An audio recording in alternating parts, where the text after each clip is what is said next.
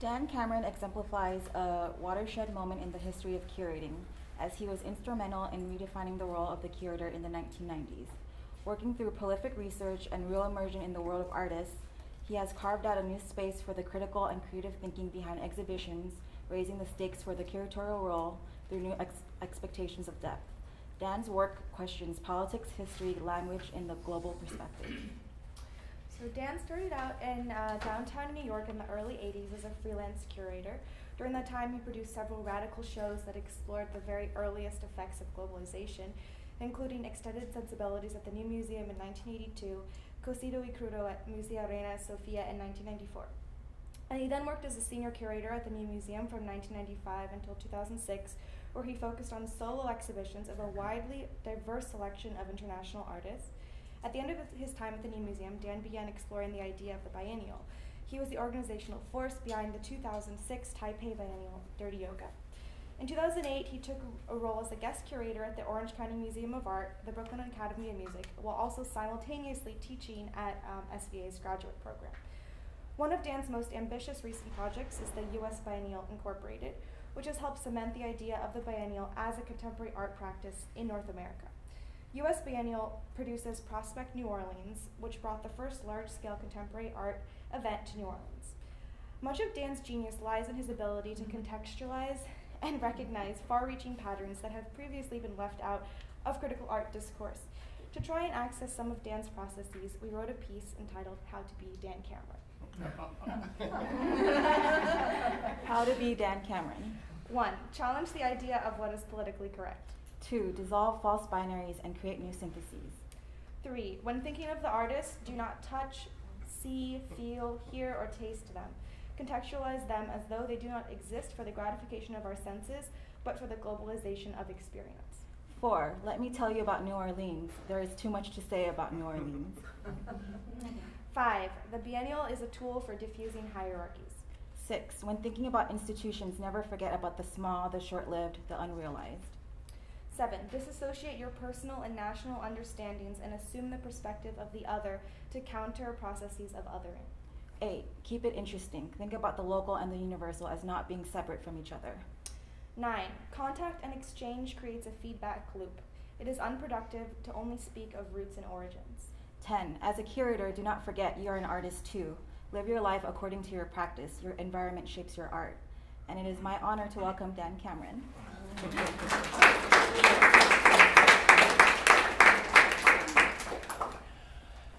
Wow. I don't know if am I red? I feel like I'm blushing. I also feel like I'm going to start crying if I stay on this.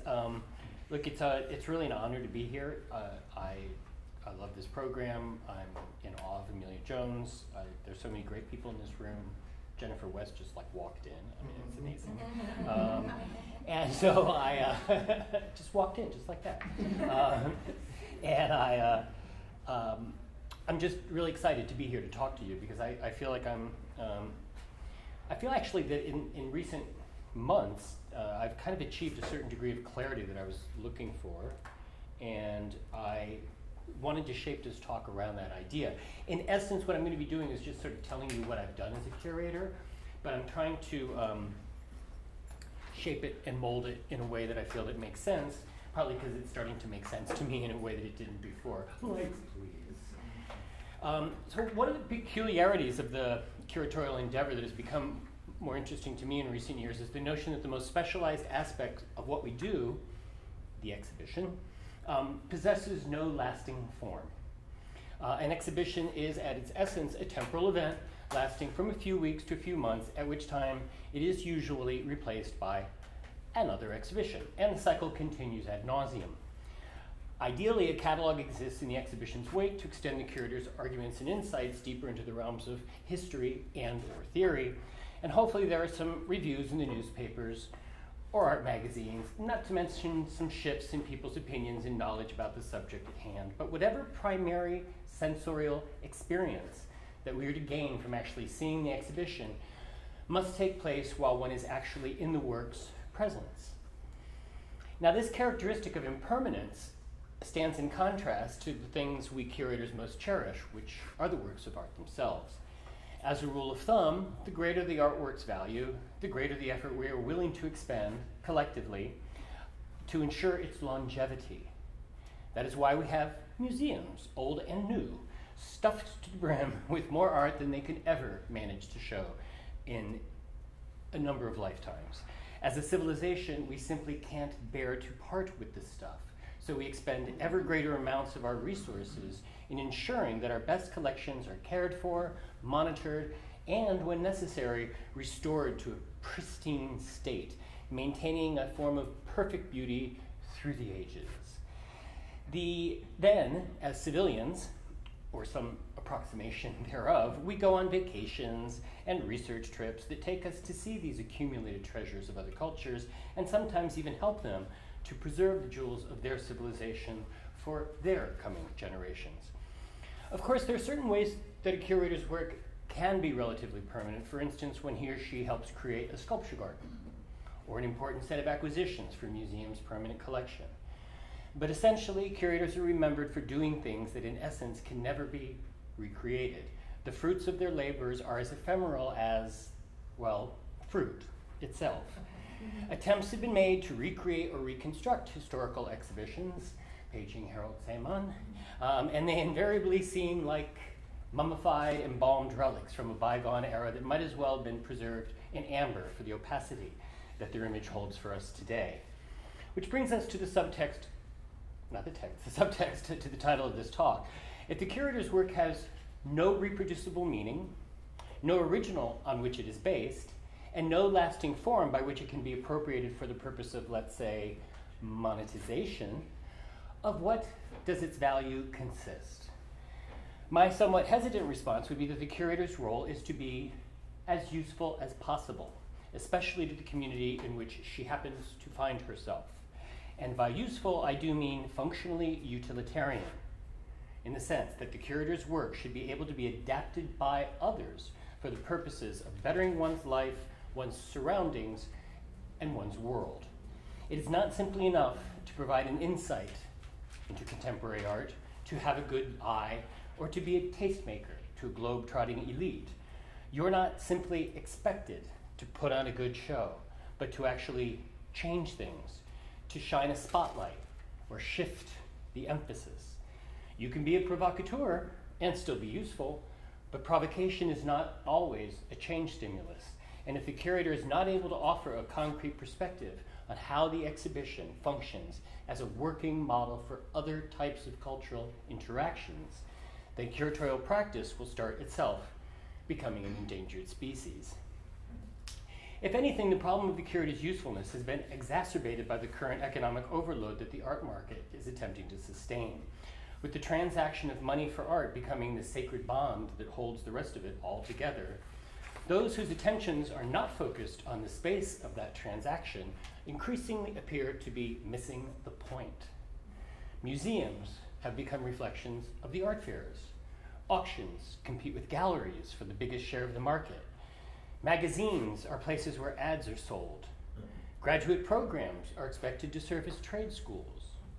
And where in all this can the alternative space, the cultural center, the university museum, the regional art space be found?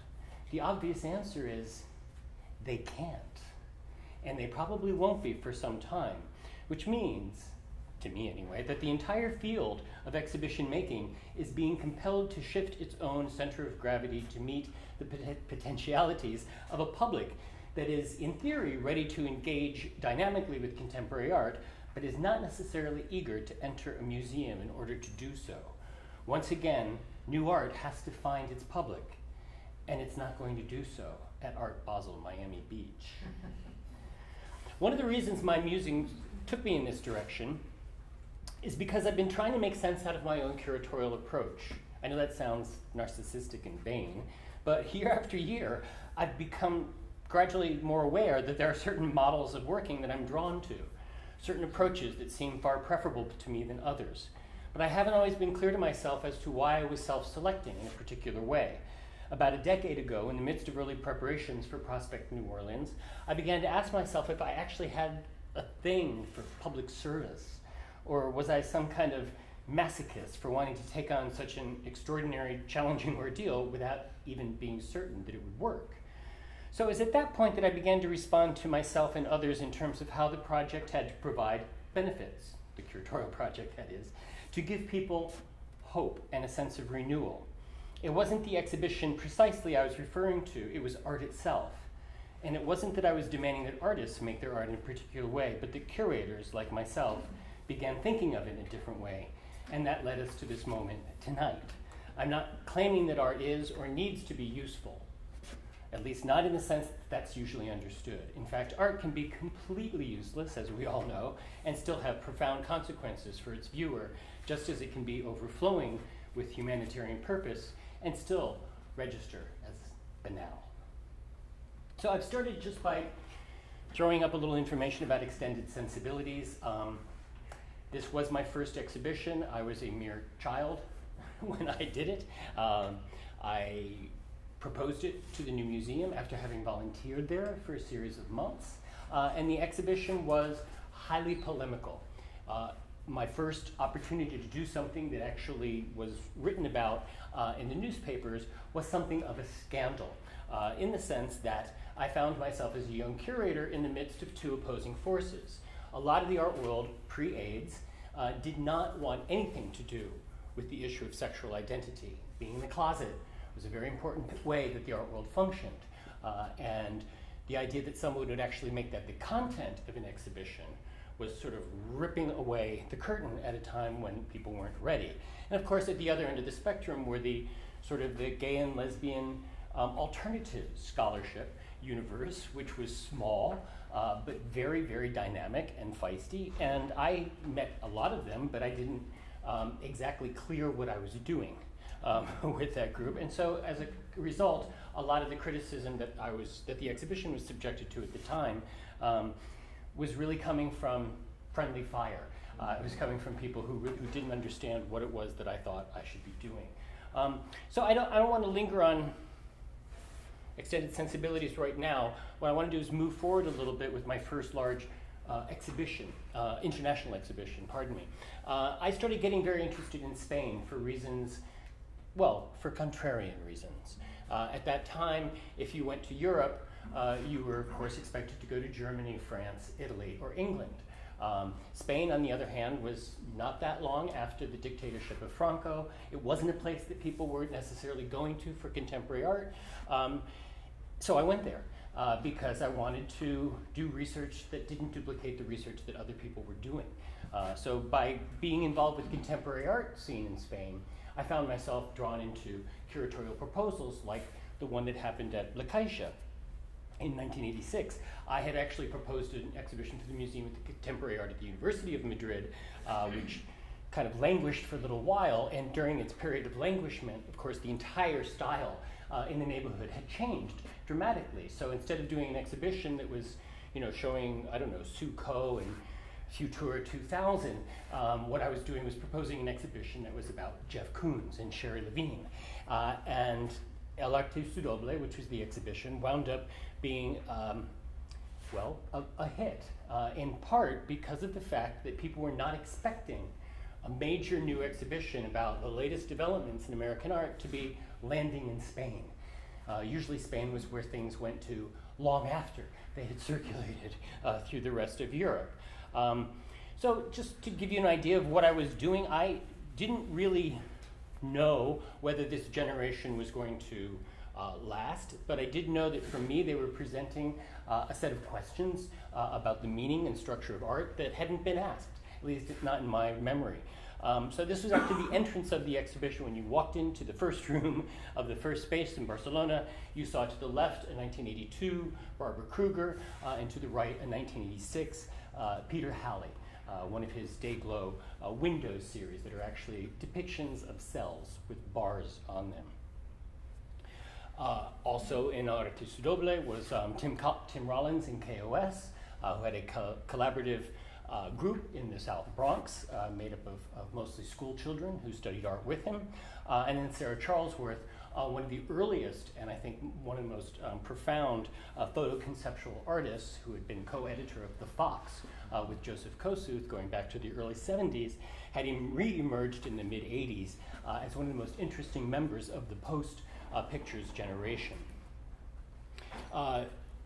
The success of El Arte Sudoble meant that it went to Madrid right afterwards in early 87, and the Madrid space was a lot nicer than the Barcelona space, so the exhibition actually looked spectacular. You see Matt Mulligan's World Frame on the left, and one of Chaim Steinbeck's untitled assemblages of found consumer objects functioning within the space. As a result of El Arte Sudoble, the Biennale of Venezia called, the Venice Biennale, and asked for that young man who had done the Arte Sudoble exhibition. The only thing was that they didn't want Jeff Koons. So I went to these meetings where I was a little intimidated by my older colleagues. Did I spell Biennale right? I don't think I did. Are there any Italian speakers? Anyway, they wanted the rest of the exhibition, but they didn't want Jeff Koons. So I thought, oh, okay, well, I'll just, do what I'm supposed to do. And as the only person on the, as the only curator who didn't have an institution to run, I was also in charge of the installation. And that summer, my world changed dramatically. The first artist to arrive was actually Tatsuo Miyashima, who I did not know at the time. He was a very, very new artist. He spoke no English. I obviously spoke no Japanese. And we spent day after day after day kind of wandering up and down the expanses of the Arsenale, waiting for the rest of the artists to arrive. And then when people like Ilya Kabakov and Martin Kippenberger arrived, it was even more intimidating because these were people who carried a lot of weight with them. I was only in charge of the installation, and yet my interactions with many of the artists, not the ones that I had invited, really determined how my future was going to start to unfold. I realized at that point that I wasn't really interested anymore in being an American art curator. I didn't know how I was going to change that, but I knew that American art was too limiting a subject for what I was interested in. These are just some images from Aperto, the Martin Kippenberger installation. Barbara Bloom from New York won the Young Artist Prize that year. Jasper Johns won the Golden Lion with her installation based on the sinking of the Titanic. And there's Tatsuo's piece from The Countdown. The world saw Miyashima's work for the very first time in Venice, and I think a lot changed for him as well. We're still very good friends 28 years later. It's kind of hard to believe. Lakaish invited me back a couple of years later to do an exhibition, but this was going to be based on installation art. To them, this was the newest thing that was coming out of the United States that they had heard about, and would I make an exhibition based on installation? And I said, great, I love the idea. So this was just in Madrid, and it featured, among other artists, Felix Gonzalez Torres and Meyer Weissman, whose name, I'm sorry, is not included in this list. But Felix is, I think some of you know, a Cuban-born artist who lived in the United States, and Meyer Weissman is still active. He's a Venezuelan-born artist who currently lives in Barcelona. And making the exhibition with Meyer and with Felix really gave me an insight into Spanish culture that I hadn't had. There was a very particular antagonism, let's say, between these two artists and their formal colonial power, which as an American, I didn't really recognize in terms of my dealings with England, but that's what made me want to investigate a little bit more. And so I guess in the course of this exhibition, in the process of developing proposals like Ann Hamilton's Beyond Taxonomy and Communication, which if you've never seen it, is a spectacular work where you actually have to walk on these sort of bandages as your footprints are pumping blood up through the surface of this table. It's not quite like anything she's done since, but it was spectacular at the time. Mike Kelly, who had also been in the Venice Biennale with me, presented a large installation based on his alma mater, the University of Michigan, at Ann Arbor. Charles Ray, at that time, was making conceptual sculptures.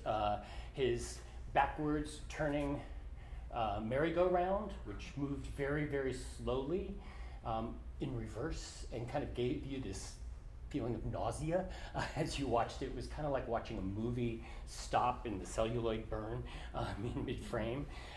It was, but again, a very successful work in so many ways.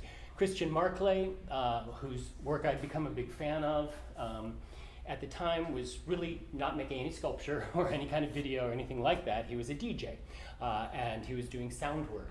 And what he did was recreated an acoustic version of Marcel Duchamp's Étoile donnée in the Philadelphia Museum of Art collection, where you experience the work by peering through a keyhole. In this case, he recorded conversations of people in their private apartments in Madrid, and then got old apartment doors and installed them into the institutional walls of the La Caixa. So as you're walking through the space, the first thing you notice is this out-of-date door, and then as you get closer, you realize there's a conversation happening on the other side, and it becomes a meal, and then a fight, and then making love, and then more conversation. It just sort of goes on, and I continuously. Did it play the sound of It did not. It was a silent room that had sort of rusty creaking. It was almost like listening to an old bed spring or something. It was very weird. And I guess the nauseous feeling that I mentioned partly came from that, because you could hear it kind of straining against its own mechanism. Because I don't know how, I'm not a mechanic, but in order to make a merry-go-round go in reverse, you have to, I don't know what, turn it upside down. I don't know, you have to do something. It's just whatever it is. It didn't sound like it was a happy merry-go-round. Yeah, I mean, just realize, how do you make a merry-go-round go backwards? So Felix's Untitled, this was his first presentation of this work in Europe in an institutional setting. And of course, Felix had actually created this piece in part because as a refugee from Cuba, he spent 1 year in Madrid, at which point he was sexually abused by a priest in the monastery, and then went to Puerto Rico and then to New York. And this piece was actually about his feelings as a Catholic gay Latin man, being back in the place where his virginity, his sexual innocence, was stolen from him in a violent way by a member of the church, by a man of the cloth. So thinking about both Myers and Felix's situation, I became really interested in getting involved on a deeper level with Spain and its relationship in a post-colonial situation. So Cocido y Crudo came about by, in a way, from me seeing Les Magiciens de la Terre, the 1989 exhibition in Paris that really introduced the term global art as a formal concept in curatorial practice. And what I wanted to do was make the exhibition as a kind of a response to Les Magiciens de la Terre. I don't know if anyone here has seen the exhibition or gone through the catalog, but primarily when you are looking at the European and North American artists in the exhibition, you'll notice that they are often represented by conceptual and minimal practices. And when you look at the work of artists from Africa, Asia, and Latin America, they're often defined by the materials that they work with, which in that case were often mud, stones, trees, wood. In other words, this idea of the binary between the developed and the not developed world was so emphatically stated, unconsciously perhaps, in the Magician de la Terre, that I was sort of very disturbed. I was like, well, but conceptual art is happening in Africa. There's minimalism in Latin America. How is this all being distorted this particular way? So over a 2.5-year period, I did the research and developed the project. The exhibition comes from the Chilean artist, Eugenio Ditborn, who invented the airmail painting, the pintura aeropostal, during the Pinochet dictatorship, which was a way of working around both the dictatorship itself and the cultural boycott that was placed on Chile during Pinochet, which meant that artists in Chile could not show at home, nor could they show abroad. You were kind of damned in both directions. If you were an exiled Chilean living in the United States, you could show anywhere you wanted. But if you were back in Chile, tough luck.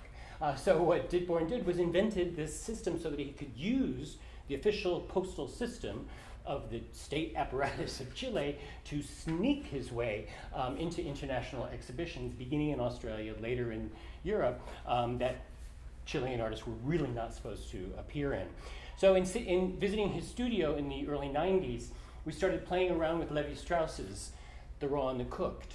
And I said, I like that title, but I want to mess with it. I want to Today we'd say I want to queer it, but I want to really just turn it upside down. And we started playing with all the different combinations, and we finally came up with cocido y crudo because as cooked and raw, you've reversed the terms, you've dropped the articles, and you're also making a very local reference. A cocido is a Madrid meal.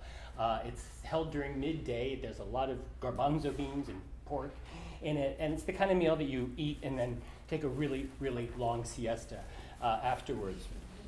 So as an American, obviously, at that time, I was also interested in political issues such as those represented by the case of Jimmy Durham, who is a Cherokee artist who has lived in exile for more than 30 years. He's now going to be having, I think, his first ever American exhibition at the Hammer Museum sometime next year. But I kind of presented him as, in a way, as the representative of how America's own colonial past keeps recurring in an ever more violent way with the passing of each generation. It was also my first direct collaboration with Doris Salcedo, the Colombian artist, who at that time was making a body of works with the title La Casa Viuda. In Spanish, that means the widow house, not the widow's house, the house which is a widow. And so her depiction of domestic environments that have been visited by extreme violence, and the response, in this case, the furniture itself absorbing the loved one, absorbing what's left over, the relics of the disappeared, of the murdered, and trying to hold them, trying to keep them close to home. Doesn't allow the violence itself to speak through. It simply allows the absence to reverberate in a quiet but then ultimately very chilling way. Cocido Crudo was also my first collaboration with Xu Bing, the Chinese artist who at that time was just putting the finishing touches on Book from the Sky. If you don't know the piece, it consists of several hundred volumes of hand-printed Chinese text, except it's not Chinese. It's gobbledygook that looks like Chinese, only if you don't read Chinese. So it's so the work, as you experience it, is completely opaque for a Westerner who doesn't know the difference between Chinese and something that looks like Chinese and isn't. So it becomes only illegible, properly illegible, to a native speaker or reader in this particular case. I wanted to create a lot of combinations and dialogues within the space. Boris Isaac Kingeles, the Congolese sculptor who created futuristic models of the skyline of Kinshasa in the 23rd century, was juxtaposed with the Brazilian photoconceptual artist Rosângela Renault, who did a project about sensationalist magazines and their obsessive coverage of movie stars. Some things never change. It was also my first collaboration with Rick Tirvania, who had begun creating his Untitled food events. His proposal for us was to cover the 20-odd kilometer distance between Barajas Airport and the Reina Sofia over a 5-day period, using this handmade bicycle that unfolded into a picnic table so that he could cook and serve people along the way. He arrived late at night on the last day of the installation where, surprise, dozens of artists were still working on their projects, and the final expression of the work was a late night meal for everyone who was still burning the midnight oil, and then he left the artifacts exactly as they were in the space. As I began, as opportunities came up, obviously I'm bouncing around, I'm not giving you a direct linear description, but I accepted an invitation for the Regina Gallery in Moscow to create an exhibition. I chose the title On Beauty and spent several months in Russia at the time when it was just back to being Russia, again a couple years before, and made this international exhibition in which a number of artists came to Moscow, if you can believe it, and developed their projects there. Mariko Mori was not one of those artists, but one of the most remarkable experiences for me ever as a curator was watching the 4 workmen who had to build the wall, which was suspended from the ceiling and floating in the space so that they could hang a large-scale photograph on it. And they were using tools that went back more than 100 years. I was really absolutely astonished at what I saw in that installation process. And the collaboration with Russian artists has also been something that I've tried to repeat over the years, although my relationship to the subject matter was changed a little bit. I was actually physically attacked at the opening by an artist who I had not accepted for the exhibition, who came up with a bundle of flowers and began slapping me in the face with them, saying, "So, you love beauty. So, you love beauty." I politely informed him that Anya Galaccio already had a flower piece, and that he not only was not invited to the exhibition, he was redundant. We're still friends. So as you see here, Deborah Cass, Lisa Yuskavage, Pierre Gilles, Jean Dunning, and Anya Galaccio are among the artists who kind of were part of this exhibition. And I think it's something that still is talked about when I go to Moscow, which isn't all that often. So I went back to the new museum after about a decade of being an independent curator. I wanted a job close to home. Cosido y Crudo, by the way, was panned universally. I still have the reviews sealed in a plastic container because some of them were ugly. If you look now, there's been a recent survey of critics in Spain after 30 years asking them what the best exhibition at the Reina Sofia was, and mine, Cosido y Crudo, is number one. But there was not a single positive review of the exhibition. At the time, I would say to people, I think I was run out of Spain. I'm not sure that actually wasn't the case, but I wanted to go home. I wanted to stop just flying around the world and be a New Yorker and make my exhibitions for a New York audience. So the first thing I did at the new museum was say, look, who are the, hello? Sorry. Yes. Can you elaborate a little bit on the criticisms that you got? Just like a sentence or two, like what were the people saying about the show? So there was a political change going on in the country at that time. My benefactor was a very important, is a very important curator in Spain named Maria de Corral. She ran the program at the La Caixa, and then she ran the Reina Sofia for many years. About 90 days before my show opened, after a 2.5-year working process, she was fired from the directorship of the Reina Sofia. The Minister of Culture was deeply resentful of her influence and canned her. And so for 90 days, I worked under hostile directorship of the museum. They canceled the opening, they did all these things, and then even though, artists came all over for the opening, we wound up having to have the opening dinner in a flamenco club nearby because the Reina Sofia wasn't going to pay for it. So most of the press was about, firings and political content, budgetary issues. I mean, anything that could be thrown at the exhibition other than criticism about the content, including personal attacks on me, they were all in there. So, I just kind of read I was really surprised, and I just read a bunch of them, and I just said, I'm never ever going to read these again. And friends of mine in Spain still insist that that was the worst moment in recent history in terms of the relationship between the cultural structures in the country and the critical apparatus that surrounded it. Is that detailed? Okay. When I went to the new museum, I asked them, look, we're a tiny space. We don't have a big budget. We're not the Whitney, we're not the Guggenheim, and we're not MoMA, but what can we do that those museums don't do? What are the important shows that the big museums are not putting together? And one of the most important artists for me on a lifetime basis has been Carolee Schneemann. She really invented performance art as we know it in this country, almost single-handedly. She was trained as a painter, later moved into assemblage, and did her first performances with her body incorporated as part of the assemblages. I felt that Schneemann, especially in the light of the huge success that Cindy Sherman's work was having at that time, that the original self-portraitist, the original performance-based maker of images through photography needed to be recognized. So the New Museum gave Carolee her first museum survey in '96, just about a year and a half after I arrived. Not even a year and a half, that was really a lot of the first year was presenting that. So the notion of usefulness, for example, I was able to go to Cuba in '94. I met a whole generation of artists at that time, Tania Bruguera, Los Carpinteros, who were many of them still friends.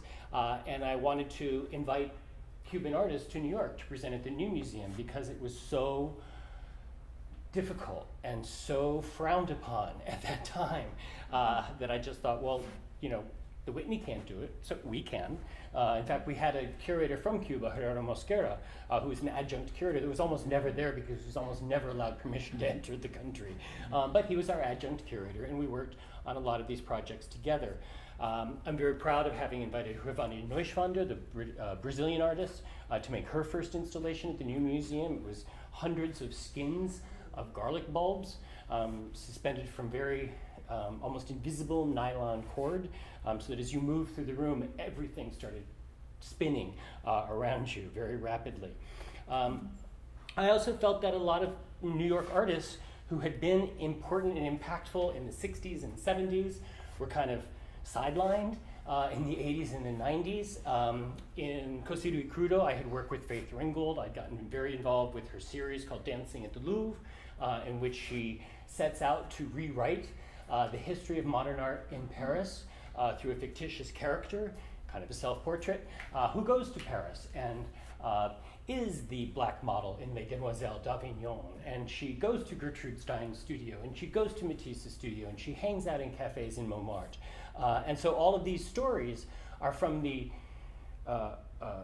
personages, let's say, the historic personages who are never named, who are never given a voice, who never ever tell their stories in the history of modernism. And in particular, Ringgold's fusion of painting with quilt making, which is a kind of a hybrid craft fine art that no one else had seemed to take on for the last 30 or 40 years, was something that especially intrigued me about her work. And the survey of Dancing at the Louvre was, I think, the New Museum exhibition that ended up being on the road the longest, visiting about a half a dozen museums.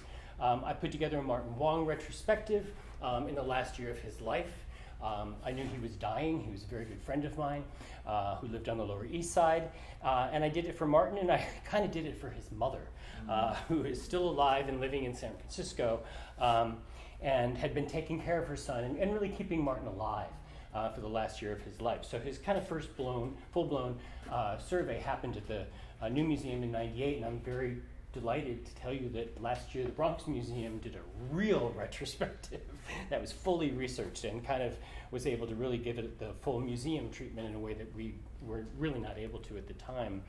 I'm also very proud of having presented the first museum exhibition of David Wojnarowicz in New York. The University of Illinois at Normal did an exhibition while he was alive, but Fever was his first post-death survey, and up until that time it became the most popular exhibition in the museum's history. Of course, Wojnarowicz was a multi-talented Renaissance man. He made music, wrote poetry, created films, did video, performance, painting, photography, and sculpture. There's no medium that he left untouched during his relatively short lifetime. But of course, he was also primarily known at the end of his life as a rabble-rouser, as a political activist who managed to drive the Cardinal of New York City apoplectic with rage at his protests against the church's homophobia. And so as far as I can remember, David Wojnarowicz is the only artist who has died in my lifetime whose funeral became a political march on City Hall and on St. Patrick's Cathedral in New York City. And I still feel to this day that, well, actually the Whitney is about to do a major Wojnarowicz retrospective next year. So I feel like some of that work that we did in kind of keeping the work visible has borne fruition now a couple of decades later. I invited Xu Bing back to the New Museum to do a project in 2000. This time it was New English calligraphy. Instead of making fake Chinese that no one could read, he made Chinese that looks like Chinese but is really English. So as you dip your brush and you make your cursives and you create the calligraphic forms, you're actually writing, "Mary had a little lamb, its fleece was white as snow." So he's continually playing with the Chinese, non-Chinese dichotomy in his work and the idea of legibility and transparency through language. In 2002, after 9/11, BAM invited me to become the visual arts curator for the Next Wave Festival. So I tackled that for a decade. It meant that every July, I would start visiting studios in Brooklyn, because BAM really only wanted Brooklyn artists. And I was lucky because during that period, Brooklyn sort of became the center of the Western world in terms of density of artists living there. I've always been involved in performing arts all of my life. Many of my best friends work in performing arts. One of my closest friends is the executive producer at BAM. And after 9/11, he wanted to bring me into the organization as an active curator, but always working in spaces that people were passing through on their way to the performance, never at the center of the exhibition. So a number of projects that I worked with, a number of artists that I worked with over those years, artists that I had worked with before and am continuing to work with again. Ivan Navarro did a beautiful installation of his neon furniture. Milton Moros Ortiz did a superb lobby installation. This is just a tiny fragment, but they were sort of these marionettes that were dangling from the ceiling of the Harvey Theater. And if you've ever been to the Harvey Theater in Brooklyn, it is distressed architecture. Everything looks like it's crumbling and peeling. So Ros Ortiz's sculptures had a very particular resonance within that quasi-decrepit space. Leo Villarreal did a large-scale light installation for the windows of the BAM Opera House, which were meant to be temporary the season of 2008.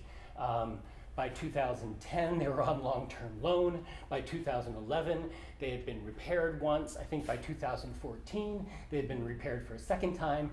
And last year, BAM bought the damn things after 7 years. So it's now a permanent installation at the BAM Opera House. This is one of the pieces I love the most. Esther Partagas, Spanish artist living in Brooklyn, did a lobby installation based on the notion of the invisible and how poetry and language kind of like hovers in the space as sound, even after the actors have all gone home. Again, this is installed in this distressed, kind of broken area. Another thing that happened to me after 9/11 was a call from the Istanbul Biennial, the only, at that time, important biennial in an Islamic country. The smoke is literally coming up from 9/11, and I was supposed to be at the opening that year. It opened September 13th, 2011, and I couldn't fly.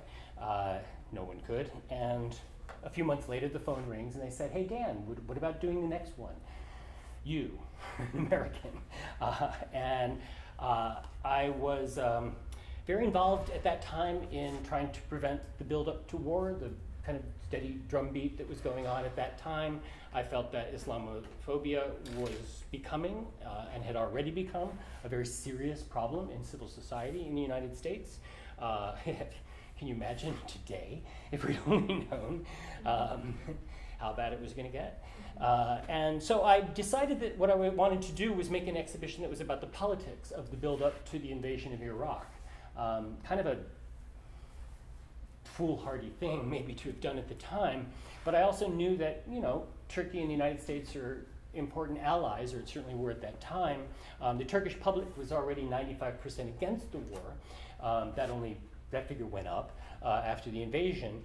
But I kind of felt that it was important as an American to just represent my country in a way that Turks weren't seeing it, which is, you know, we have a viable cultural, intellectual intelligentsia that is dead set against this kind of a thing, the kind of lies that went into the invasion. And I think I provoked a lot of artists to respond to the situation with a combination of anger and maybe a sort of implicit built-in violence. Monica Bonvicini connected the upstairs space, which was had natural lighting, to the downstairs space, which was mostly dimly lit or dark, where we had most of the video installations, through a stairway, which she built. A stairway, it's now a permanent part of the Istanbul Modern, but at the time it was hanging from heavy gauge chains. It was not, bolted to the floor at the bottom. So as you went up and down the stairway to hell, it shook and swayed and did not feel like it was going to safely convey you to the next floor. And then the finishing touch Monica did with her mother, hats off to her, came in 2 days before the opening with her mother and a sledgehammer and just wailed on that bulletproof glass until she got the appropriate attempted assassination look that she was going for. Surasi Kusulwong, the Thai artist who's been involved for many years in presenting Thai culture in a very hands-on sort of way. He's done massage and tea ceremonies at exhibitions. What he was interested in is the exportation of Thai boxing. And he was thinking of importing Thai boxers, but they said, well, no, actually Istanbul and Ankara both have, leagues, and you can get their top boxers to compete with each other, and that would get a huge turnout. So somehow this Turkish-Thai boxing match became the primary event of the opening of the Biennale. All the visitors were asked to vote on who the winners are. You don't have a judge judging Taibo. The people who watch are the ones who decide who the winner is, and they vote through colored discs. It was actually a fantastic process. Song Dong, working with the sort of binary of Asia and Europe, which is omnipresent in Istanbul, since it's the only major city that's divided between two continents. So he would set up these large mirrors where you could be in Europe looking at Asia, and you'd smash the mirror, and suddenly Asia would have shattered. And then he would do it again by reverse and keep making these performances about breaking through the visual connection with one or the other. Nalini Malani, the Indian video artist, made a work that was sort of a stunning projection onto multiple walls of train footage and historic moments from the post-partition transference of millions of people from Pakistan today, what is Pakistan today, back into India, and from India to Pakistan, which of course led to the deaths of many, many, many people. And Nalini herself was born in what is today Pakistan and now lives in Mumbai. Araya Rasjarmansuk, also a Thai artist, at that time was creating a body of work in which she was reading poetry to unclaimed corpses in the Bangkok city morgue.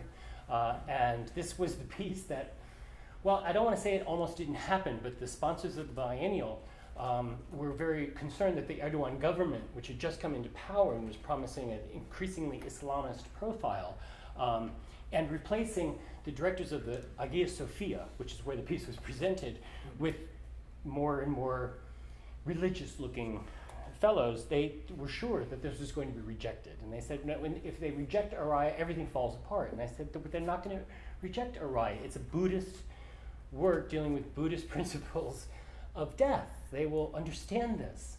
And they did. I'm not going to say they were mullahs running the Hagia Sophia at that time, but they were people who were somewhat devout, and they loved the piece. They have never used the Hagia Sophia ever again for contemporary art, and now they're even talking about converting it back to a mosque, which that would be a shame. And Hamilton, again, wanted to create a very different, quiet work in which the movement of these drapes through an electrical motorized current kept changing the configurations of a large open space within the hall, the entrepot, where it was shown. So it would be one large space, two spaces with one wall open, three spaces with everything closed, just constantly shifting from one kind of architecture to another. Jennifer Steinkamp, LA video artist, needs no introduction, created a spectacular work in the Roman cisterns below the streets of Istanbul, where this is a very famous monument in the cistern where the Medusa's head is upside down, and she was inspired by that to transform these three images of trees, life-size projections of trees, onto the walls with branches and leaves that are twisting and just like the snakes coming off of Medusa's head. It was a very disturbing exhibition. No one handled the idea of the poetic justice better than Doris Salcedo. She was very interested in that time in making a work that showed the moment when a society goes from not being at war to being at war, based on the premise that the citizens are the last ones to know. And so she kind of based this on the transformation of the citizen status of Jews and Greeks in Istanbul. I think it was sometime in the 30s, where they weren't expelled, their tax bill simply tripled. And guess what? suddenly a lot of Greeks and Jews left Turkey in a big hurry in the 30s. So her piece consisted of the construction of an infrastructure between two buildings in the hardware district, kind of a very local artisanal district, where everything looks like it's on the verge of collapse. It appears that these 1,200 wooden chairs are just about to cave or pile down onto the spectator. In fact, everything, and I know because I was back there working on it, everything is perfectly calibrated. Everything is flush. You could slip a piece of paper inside there, and it would barely have room to come in and out. So this notion of the chaos combined with the absolute control, I think made it one of her most successful installations over time. And certainly it was the one piece where the citizens of the neighborhood demanded that the biennial leave it for as long as possible, which turned out to be about another 5 weeks after the rest of the biennial was already dismantled and entered. So the last exhibition I did at the New Museum was based on the East Village. Since I started talking about the East Village, it was kind of bizarre to sort of realize again that here I was in a position where I had all this information, this knowledge, these memories, my archives, dealing with all the years that the East Village had been at the center of my life. And suddenly 20 years later, I'm finding myself as the only curator capable of presenting an historic survey of the East Village. So it's kind of this pull between the global and the local became really crystallized at that moment. Having finished the exhibition, and this was, until the new museum opened, this was the most popular, most well-attended exhibition in the museum's history, I began to understand that this was the end. I was finishing a cycle and coming to the end. And it was, in fact, here's the kind of great graffiti moment from Fun Gallery in 1982, run by Patty Astor, where you see Days, Zephyr, Futura, Arch Connolly, Tseng Kwang Chi, a whole bunch of other artists connected to that era, kind of coming together for one last time in historical terms. The summer of 2005 was the summer of Katrina. At the end of August, Katrina ripped through the city, the levees collapsed, billions of gallons of water rushed into the city. More than 85% of New Orleans was underwater for weeks. And by the time the cleanup started happening, it looked like it was Dresden after the firebombing at the end of World War II. Probably the most harrowing thing I have ever experienced in my life was my first visit back to New Orleans in January of 2007.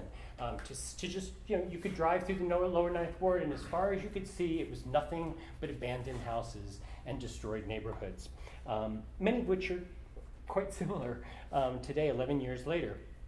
So I had always been involved in New Orleans. It's a kind of a secret life I used to lead, where I thought, if I just go to New Orleans every spring and party at the jazz festival, no one I know will ever see me, and I can just hang out with my friends there and just have this thing, and I'll be left alone, because no one in the New York art world cares about New Orleans. Well, that really came true after Katrina, when I realized that the art world really very much wanted to play a role in the cultural rebuilding of the city, but there was no real way of making it happen, at least based on the current infrastructure that existed. So during that January visit, at a meeting with many of the artists in the city, we kind of came to a solution. Actually, I was, well, I won't mention the name, an important historian who's now on TV a lot was sitting next to me, and he was teaching at that time at Tulane. He said, well, all we have to do to restore the art world in New Orleans is to bring back tourism. And if tourists come to New Orleans, they'll buy art. And the art world will recover. Done. And I said, well, with all due respect, Douglas, tourists don't buy art. Tourists buy gewgaws, tchotchkes. So if you want something to help the art world in New Orleans, you've got to bring collectors. You've got to bring museums. You've got to bring curators. You've got to bring other artists. And there's only two ways to do that. There's two events that will make that happen. An art fair, which New Orleans must never, ever attempt, or a biennial, which, now that I think about it, isn't such a bad idea. So between that panel discussion and the next morning, my subconscious went to work on the problem, and by the time I had my first cafe au lait, it was a done deal. I was going to spend the next years of my life trying to make an exhibition, a biennial, a really large international exhibition happen in New Orleans in the midst of its post-recovery period. I don't want to get bogged down in the mechanics of it, but let's just say it took a lot of money and a lot of effort and a lot of time, but we had an amazing number of artists doing extraordinary things for the city. This was our map. We took all the venues and kind of put them around the perimeter, like tinted postcards from the early 20th century, and then we used hundreds of digital images of the city shot with a digital camera through a helicopter and then tiled together so that if you have the map, you can actually get a magnifying glass and see every single city block through it. So the idea was to base this on the history of tourism, the World's Fairs, the Cotton and Centennial exhibitions that had taken place in New Orleans. And really bouncing this off the idea that a city that had once based its economy on cotton and slaves, really didn't have much of and oil, really didn't have much of a basis in the beginning of the 21st century for reimagining itself. The three cultural pedestals were music, food, and history. New Orleans has the greatest repository of early 19th century domestic architecture in the entire United States.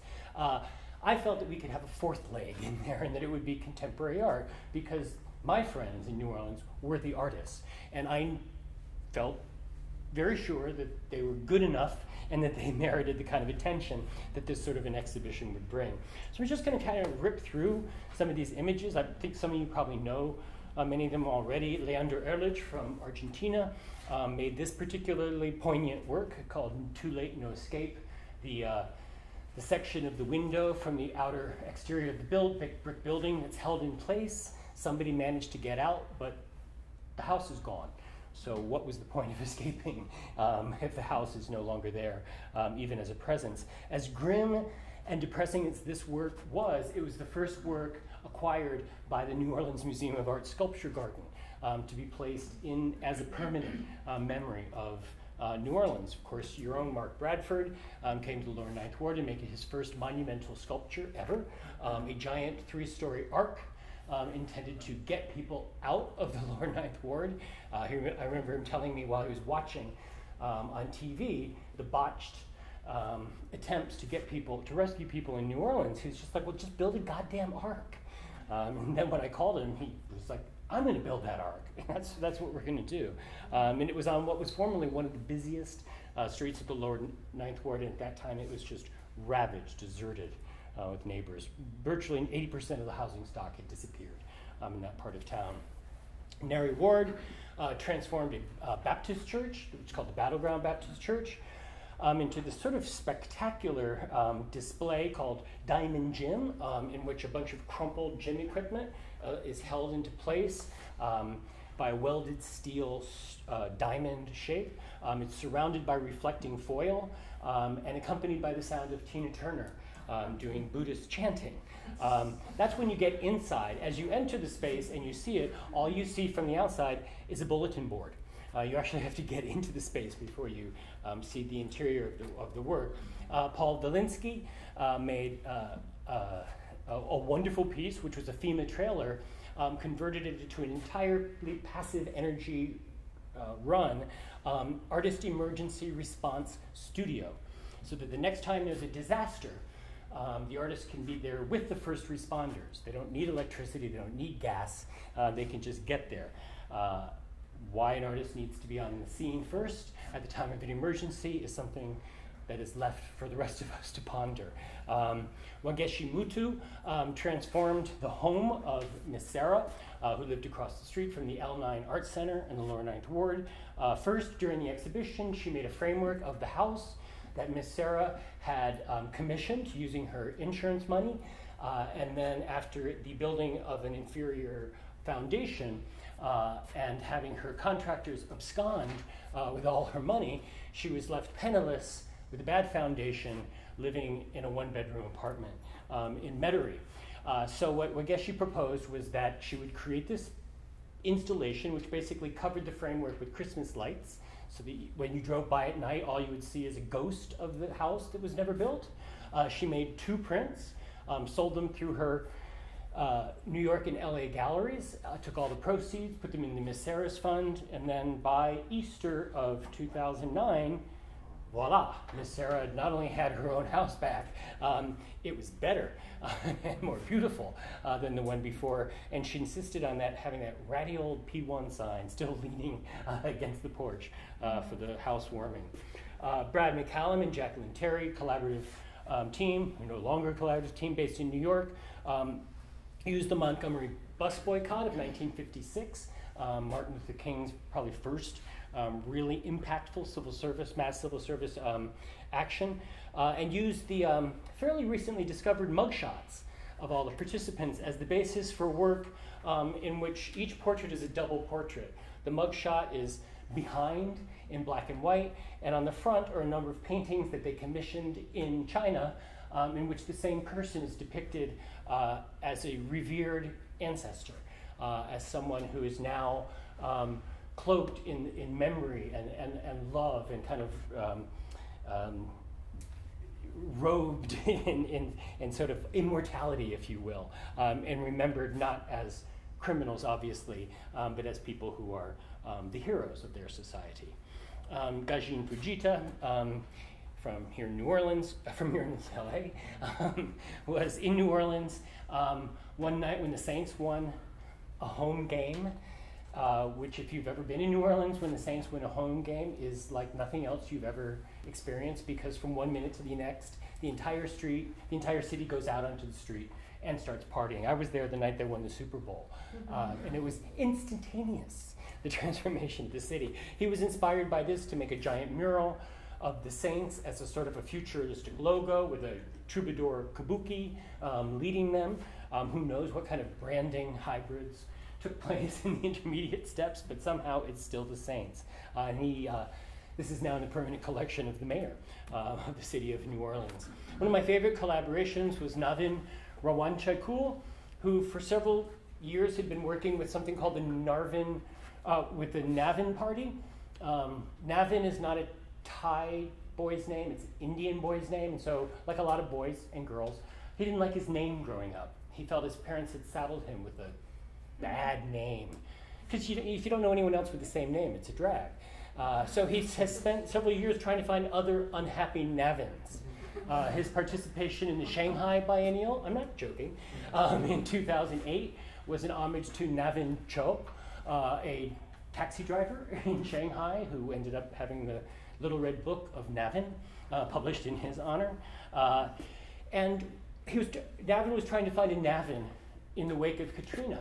And he found an obituary for Narvin Kimball, who had been the founding banjo player for the Preservation Hall Jazz Band.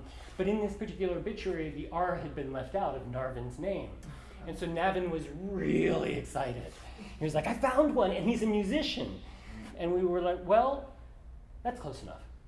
So he decided to make Narvin's party. Turns out Narvin had been evacuated to Augusta, Georgia, died there about 5 months after Katrina, and never had a jazz funeral. And if you're a musician in New Orleans, when you die, you are entitled not just to a jazz funeral, but you're entitled to music from the moment your death is announced until the time your body is put in the ground. Your fellows, your comrades come to play. And the funeral itself, of course, is legendary. And so through us and through the Preservation Hall Jazz Band and the New Orleans Jazz and Heritage Foundation, we got in touch with Narvin's daughter, and she agreed that it was the time to have this honor for her dad. So all of the Preservation Hall Jazz Band came out. We had Thai movie marquee painters make paintings showing his life. One of these, this one in fact, became a billboard over the I-40. And the opening day for Prospect 1, No More Fighting, was actually the second line and jazz funeral for Narvin Kimball that started at the Jazz and Heritage Foundation and ended up at the Preservation Hall down in the depths of the French Quarter. So that was definitely the funnest opening I have ever been to. Jorge Maki from Argentina, another artist that works a lot with music, transformed the paddle boats in the St. John's Bayou into kalimbas, using the thumb piano structure, so that as you're paddling, the paddle plays the kalimba, and so people taking their boats all around the Bayou St. John find themselves making a concert in synchronicity with all of the other paddlers out for that day. All of the Bayou St. John's boats were destroyed in Katrina, so this was the first time that the people living in the neighborhood, after 2 years of waiting, had their paddle boats back, only they had it with a little bit of a twist. Fred Tomaselli from New York had actually made an entire body of work based on Katrina, and when I called him to ask him to participate in Prospect 1, he said, "Oh, great, I've got the work already." I was delighted to see that this painting is now on view at MoCA. It was bought by the Museum of Contemporary Art in Los Angeles about a year after Prospect 1 and is now proudly hanging on their walls, even as we speak. Fred was also kind enough to share with me that his early newspaper works came out of his working with the New York Times headline the day after the levees broke in New Orleans. So that headline on August 30th, 2005 became the basis of Prospect's first limited edition, which actually raised a lot of money at a time when we really needed it. Another important factor of Prospect was to recognize that in New Orleans, not every artist is called an artist. You have a lot of people who make visual art, but they have other names. The big chiefs of the Mardi Gras Indian groups, for example, spend 6 months out of the year making their costumes, which debuts on Mardi Gras morning, maybe is worn a couple of times again during the year, and then goes into storage and is then replaced by another big chief costume. So I asked Victor Harris, who was the big chief that I most admired, in part because he had done a couple of things with his suits that I was particularly interested in. One was that he returned to the African idea of a head covering, of a mask, not just an adornment on the head, but an actual mask. So he didn't mask as an Indian, he masked as an African, and that was important to him. The other thing is that he is the big chief that always has drumming from the moment he emerges on, this is a technicality, but from the moment he emerges on Mardi Gras through the end of the day, the drumming never stops and the chanting never stops. So I was fascinated with the craft of Victor's work. I found his suits to be the most sophisticated and visually intricate works of all. And then, of course, the way Victor wears them when he's the big chief, leading the parade on Mardi Gras morning, became an important part of the documentation of the work as well. So this project was presented at the New Orleans Museum of Art in the main galleries. And what I basically wanted to do was stun Roberta Smith of the New York Times into calling Victor Harris a great sculptor, and nailed it. She raved about this work in her review.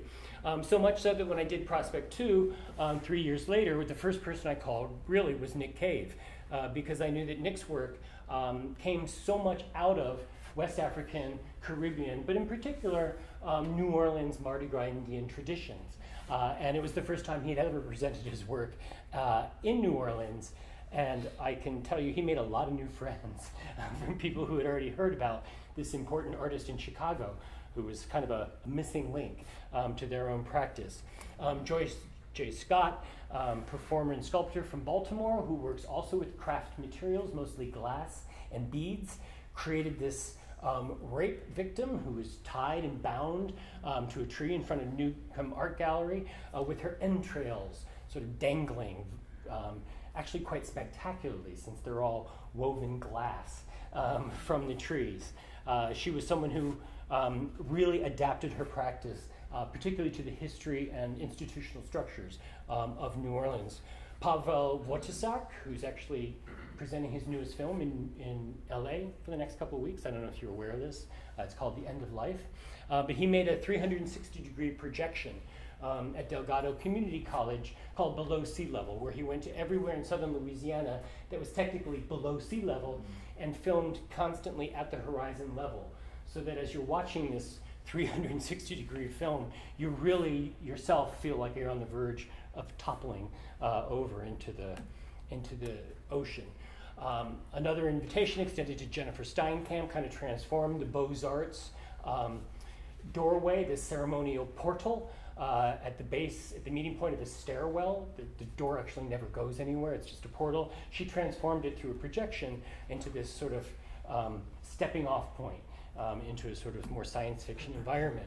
Alexis Rockman created a ecological piece in which he pitted several dozen species of indigenous Louisiana animals with several dozen examples of imported European species or species from other parts of the world, and depicts the royal battle that's going to take when those species finally come and battle each other for dwindling resources.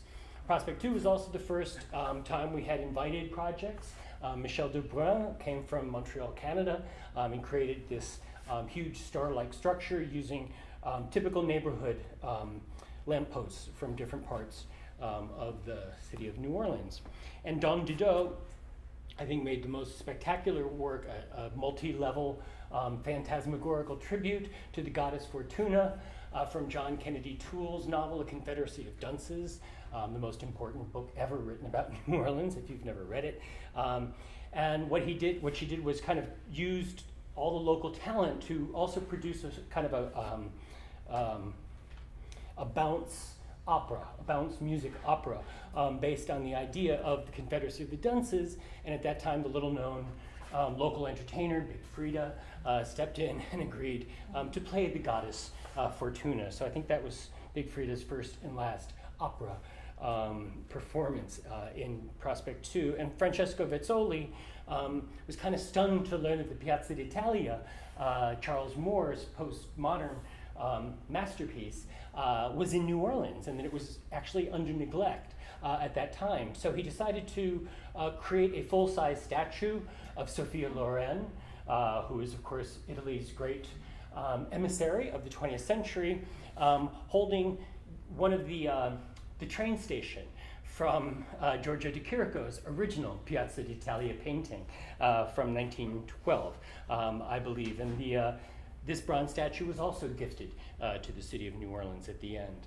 And because every opening now, I think, needs a good performance, Luc Dubois, who had a survey exhibition at the Orange County Museum of Art last year, I don't know if anyone here saw that, presented a work called The Marigny Parade, where he and I in discussion said that we thought that there was nothing more exciting than the sound of a parade coming.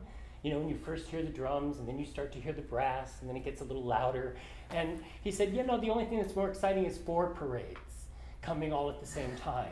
So the Marigny Parade became 3 different marching bands split into 4 groups, starting in 4 different places from different directions with radio synchronized downbeats and a pulse track, playing the exact same piece and converging on Washington Square Park, at which point we cut the ribbon and declared the exhibition open. The Roots of Music is actually a middle school program. Eleanor McMain High School is one of the most famous high school marching bands, and it was a completely successful opening. At that time, I resigned from Prospect. I had spent 5 years not being a curator. I wasn't doing research. I was basically running an organization and raising money. And I figured if I kept it on at this, in another few years, I wouldn't be able to call myself a curator anymore.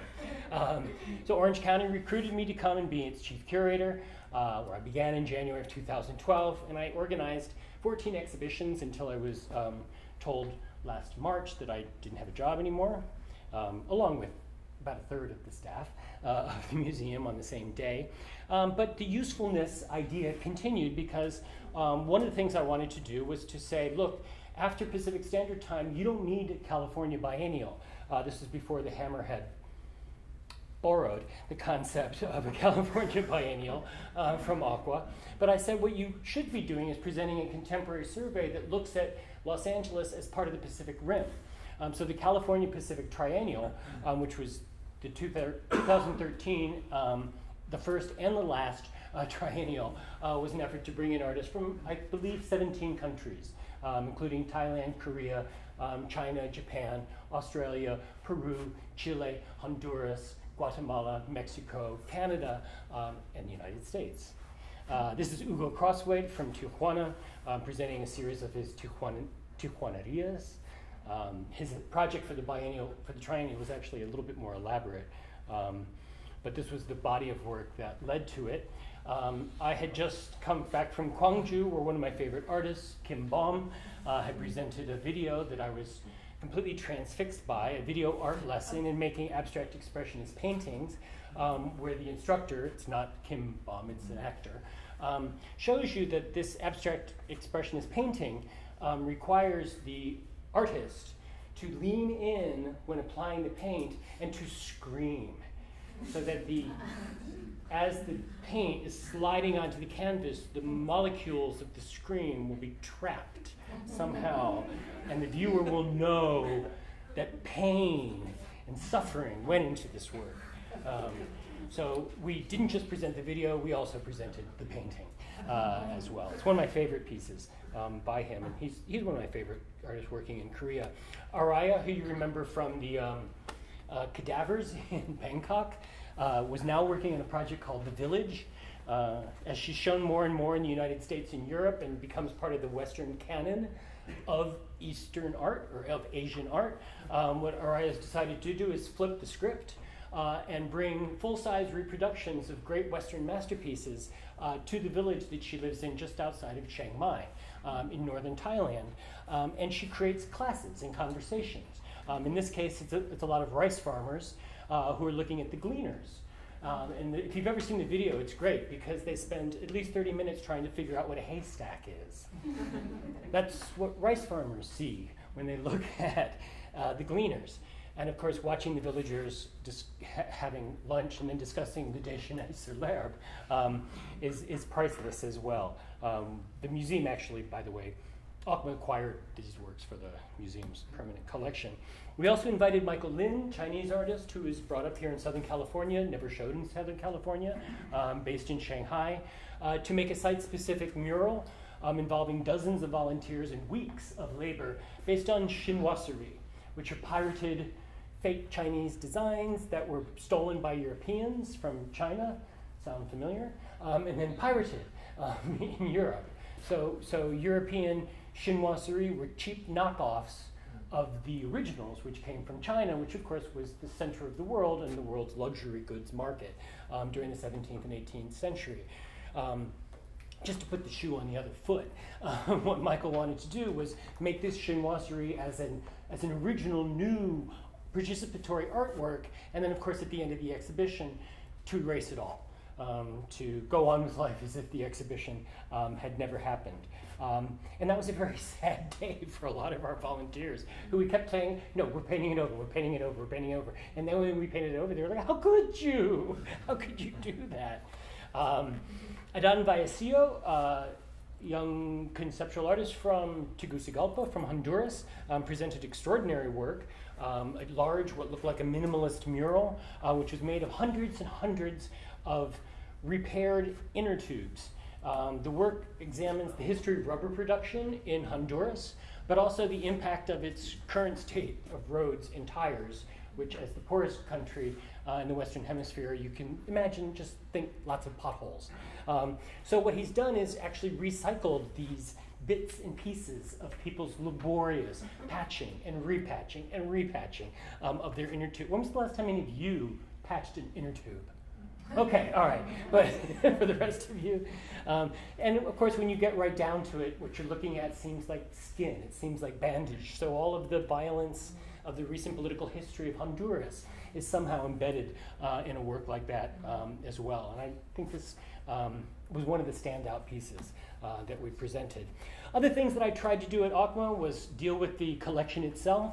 I have always been concerned that no one has made the exhibition linking the abstract classicists with the light and space artists. So I thought, well, our collection lays that out. We can connect, John McLaughlin and Frederick Hammersley to Robert Irwin and Michael Heiser and Ron Cooper, and we can make it look like a direct historic line. It's an exhibition I still wanted to do, but I was able to do sort of a mini version of it there. Of course, we also were able to bring out masterpieces that had very rarely been shown in public, including Alexis Smith's important installation, The Promised Land, and of course, the greatest work in the ACMA collection, Chris Burden's Tale of Two Cities, which takes the better part of 2 months to actually install, since there are, I believe, over 25,000 plastic soldiers in the work. So just to keep you a little bit up to date, and then I want to wrap things up. Earlier this year, a few months ago, I was invited by the Howell Performance Space in New York to present an exhibition about the cultural history of the Lower East Side. I was very intrigued by the careers of Jackie Curtis and Ethel Eichelberger, who were both transgender playwrights and performers of the 60s and the 80s, respectively. I never knew Jackie, but I idolized Ethel. And then when they died, I began to think about what seemed to me the marginalization of their work because of their exotic character, their exotic position within New York culture at the time. So I created an exhibition called When Jackie Met Ethel, which was essentially about looking at them as playwrights using video documentation of their work, but also as muses. Every photographer in New York wanted to photograph Jackie Curtis. And Jackie's way of being transgender was to be Jackie on Monday, Wednesday, and Friday, and to be a boy on Tuesday, Thursday, and Sunday. So you never really know you never really knew at the time who you were going to get. And of course, Ethel Eichelberger was a prodigious talent, an extraordinary performer, named himself Ethel so that he could play all of the great heroines of tragic theater history, including this image of Clytemnestra from 1986. So we made a large exhibition in which finally Jackie and Ethel, well, we found Ethel's phone number in Jackie Curtis's address book. But other than that, we don't think they actually knew each other. So we kind of brought them all together in this installation just this past May. Mentioned before that I was working on the Biennale Cuenca. I've always wanted to do a biennial in South America.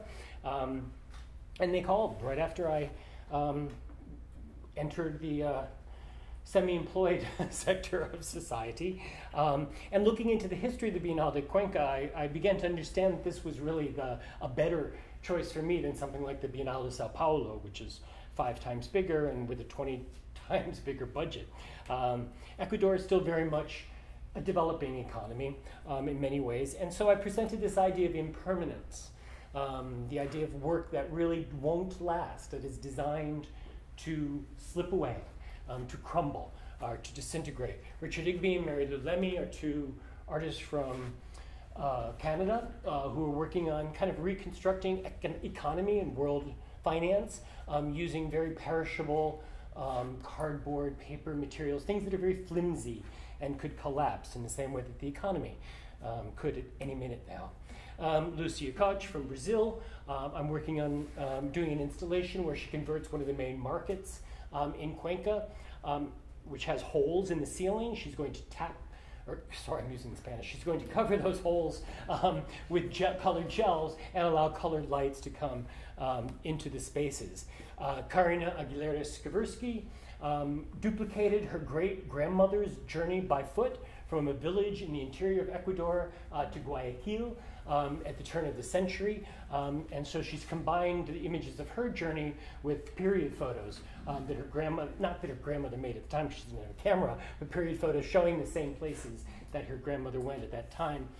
Tiffany Chung, Vietnamese artist, born and raised here in Southern California, studied at Cal State Long Beach, now lives in Ho Chi Minh City, has made very delicate, exquisite embroideries showing aerial maps of bombing targets and concentrations of war refugees in Syria and other war zones throughout the country. Janet Mendez, who's an Ecuadorian artist, has made this elaborate 21 meters long, what is that, 65 feet, tube entirely of human hair, which we've been promised will be the longest installation process of the whole biennial. She started now, and we're not even opening until 6 weeks. Kristen Morgan from here in LA is presenting a number of her new ceramic works, including American Tweety. These are all pieces that are kind of look like discarded children's collages or artworks, but in fact are made of stoneware. Ramiro Gomez, again from here in LA, is making a number of cardboard workers going throughout Cuenca, finding and photographing people in their workplaces and presenting the cardboard figures at those sites. Ramiro was in Cuenca with me in July and made the first work, a cardboard worker, in one of the local plazas, and he's going to be distributing throughout the flower market and at some of the major indoor markets throughout the city. Next year, I'm presenting an exhibition called Kinesthesia. I saw an exhibition at the Museo de Bellas Artes in Buenos Aires 3 years ago. One of my esteemed advisors is actually in the room, so I'm going to be very careful about how I talk about this project. But I saw an exhibition about Argentine kinetic art from the 60s and was kind of blown away, not just because it was a great exhibition, but because there were 20 artists in the show, and I did not know 19 of them. And when you're a curator and you see a show and you're blown away by all these artists and you only know one name on the list, that's a signal. Dig. Dig deeper. So we proposed to, and what I learned at the time was that you couldn't talk about Argentine kinetic art because half of the artists moved to France in the 50s and 60s. So there was no consistent field. And it wasn't until a few years ago that when people's estates finally were settled that you could actually make a transatlantic composite view of the kinetic art from this one country. Not only that, but the argument that I kept hearing, first in Argentina and then later in Venezuela, was that Latin American artists were the pioneers of this very important international movement that started in France.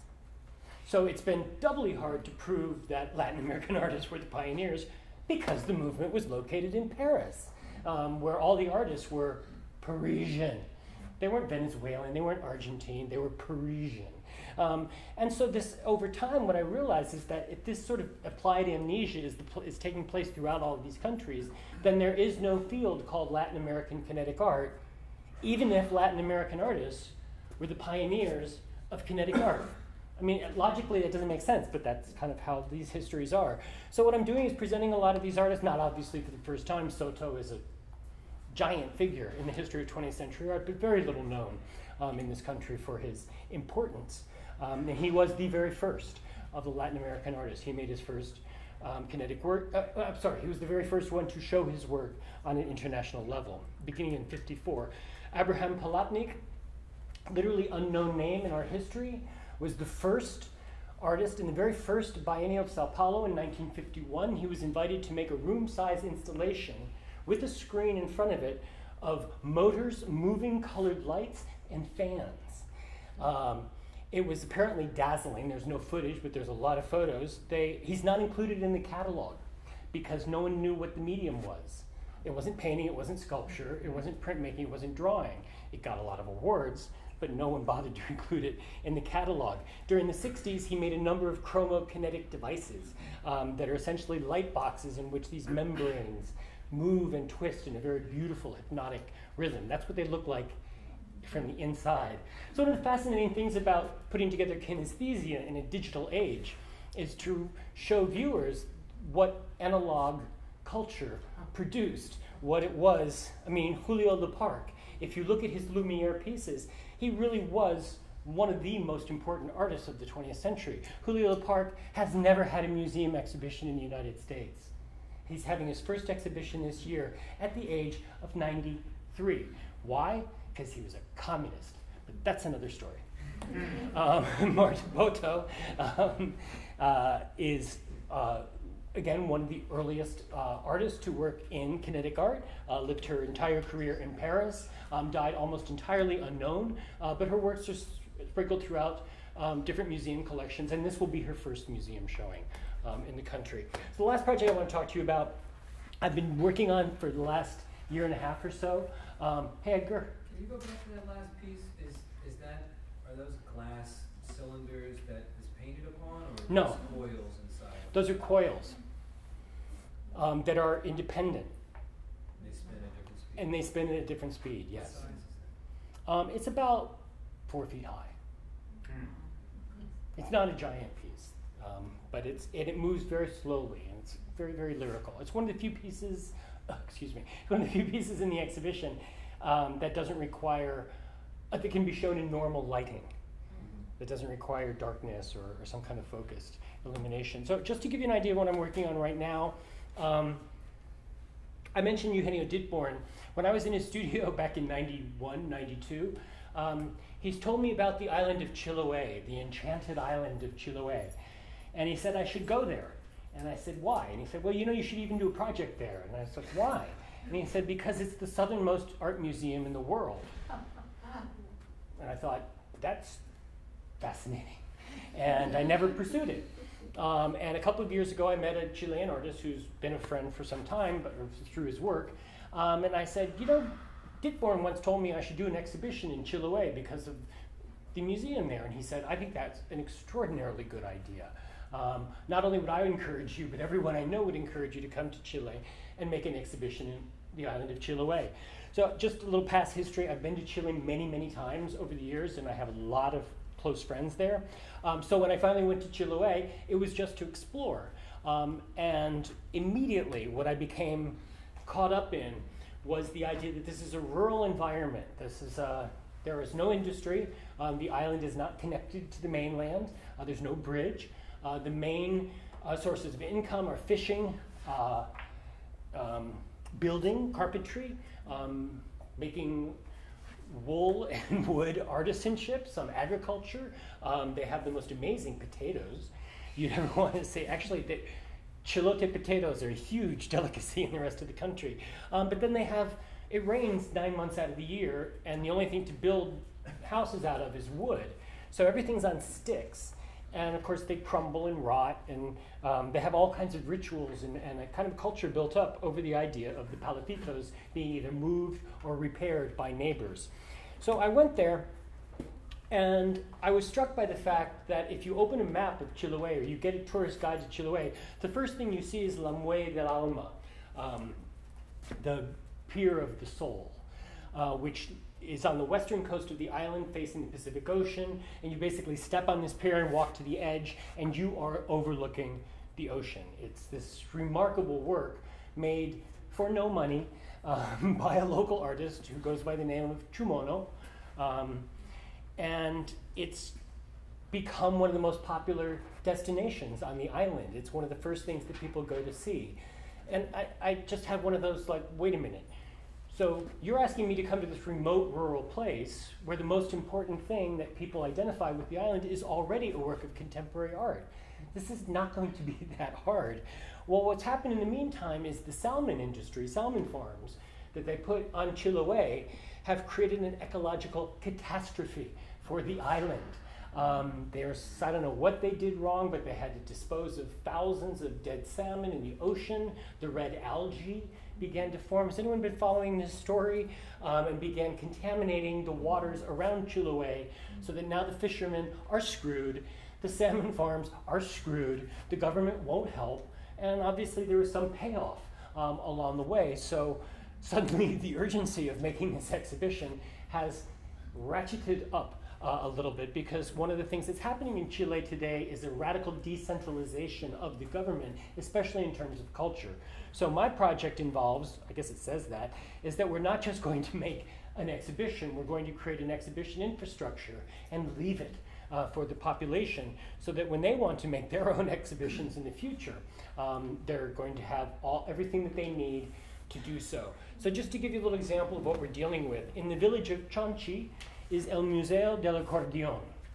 Before the Panama Canal, Chiloé was a very important stop-off point for ships that rounded Tierra del Fuego and came up the Pacific coast, presumably to go to Asia or to San Francisco or elsewhere. Along the way, many, many, many musicians stopped by. And what did they bring with them? Accordions. So this museum, which is in a storefront, actually has something like 88 accordions from all over the world displayed on cheap unfolding tables with polyester tablecloths on them. And we've decided to make the Museum of the Accordion one of the central venues of the biennial, and to make the opening project for the exhibition, which is called Alrededores, Surroundings in Spanish, the Night of the Accordion. So we're getting some of the most famous accordion players from around Chile and the region to come and focus their work on that. I've also spent a lot of time with artists on the island of Chiloé. The one I'm most interested in is the work of Guillermo Gres, who's a gentleman in his 70s. He taught himself to make art about 30 years ago. after discovering that he could make little carvings and sell them in the artisania stands, and then went on to drawings, and the drawings became paintings, and the paintings became installations, and now in his 70s, he's having his first exhibitions, where he's actually showing his work. I am fascinated with this kind of idea of how he incorporates fantasy, but also how the life on the island, the life of isolation, the life of the constant rain, somehow is embedded in the work. The closer you get to it, the more of these kind of lives, these everyday lives, seem to be hidden, revealed, and secreted and tucked away into the painting. So one of the first ideas of the project is that next year, an entire year before the exhibition in Chiloé, we're going to present an exhibition of Guillermo Gres for the first time in Santiago de Chile, and make sure that people in the capital get a sense that this island way off the coast in a forgotten part of Chile is as important for our future and for their future as the center of the world. So that's all I have to say. Thank you so much for being such a patient crew. I really appreciate it.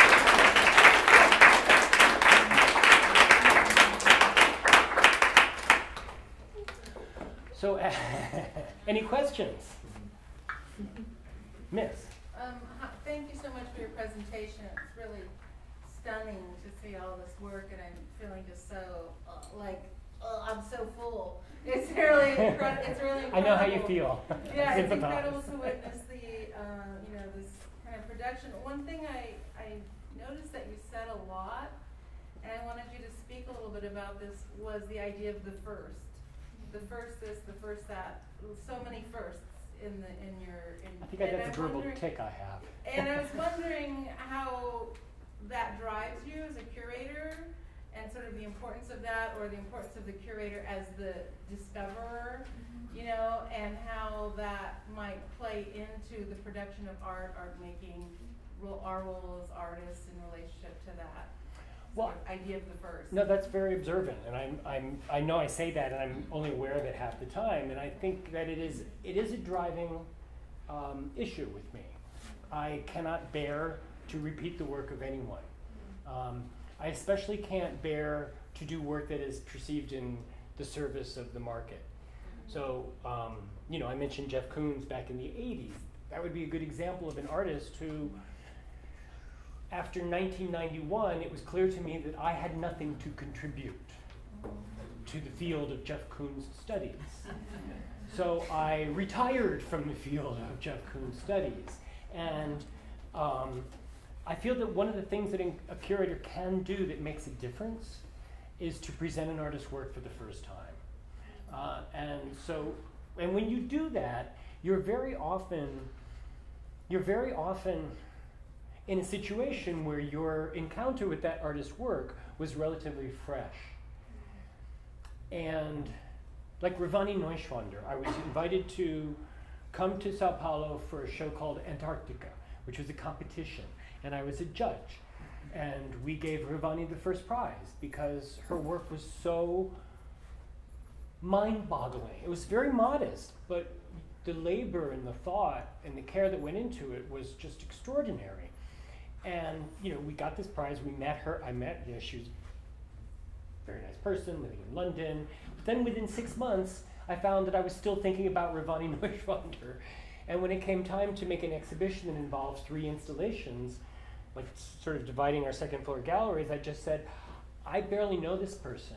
I'm going to call her and invite her. So I'm not showing you the installations so much of the artists who I invited to do their first installation, whose work didn't really pan out, for want of a better word. What I want to share with you are the ones that I can consider my success stories, where I can point to and say, well, that's something I did where I really wasn't sure. I kind of went with my gut, and it worked out. It worked out very well. I think that there can be a trap in wanting to be the first at doing things. I certainly, if I hear an artist doing it, I'll maybe snicker when I hear it. But as a curator, I feel like it's one of the very few things that we can do where if we are consciously paying attention to what each other is doing, we don't have to ever repeat what anyone else is doing, whether by accident or not. And I think because curators are so outnumbered by all the other cultural practitioners, we owe it to ourselves and our audience to make our work original, to make our work an invitation or an introduction to something that is new and that is going to be experienced for the first time by the viewer. I don't know if that's a sufficient explanation, but you're pointing it out goes right to the core of some beliefs that I'm hardwired, that are hardwired. Thank you so much. Thank you. Edgar?